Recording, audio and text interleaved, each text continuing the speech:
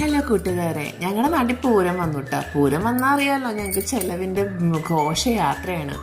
വട്ടയപ്പം, പിന്നെ രാവിലെ സാമ്പാർ, പിന്നെ ഉണ്ണിയപ്പം, ഇതൊക്കെയാണ് ഇന്ന് രാവിലെ എനിക്ക് കിട്ടിയ ഐറ്റംസ്.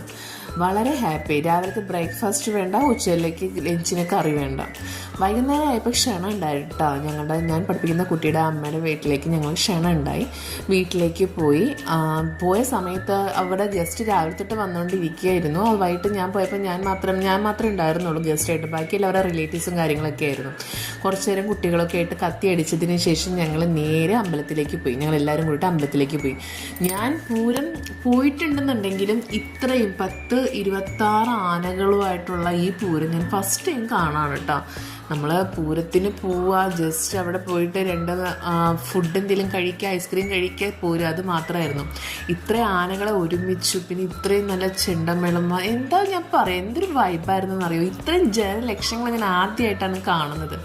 പെരുന്നാളിന് പോയാലും ഞാൻ ഇത്രയും തിരക്ക് കണ്ടിട്ടില്ല.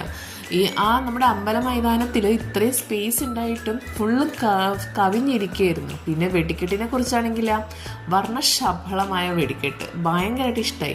അതെല്ലാം കഴിഞ്ഞ് ഞങ്ങൾ പാതിരാത്രി 11:30 ആയപ്പോൾ വീട്ടിലെത്തി.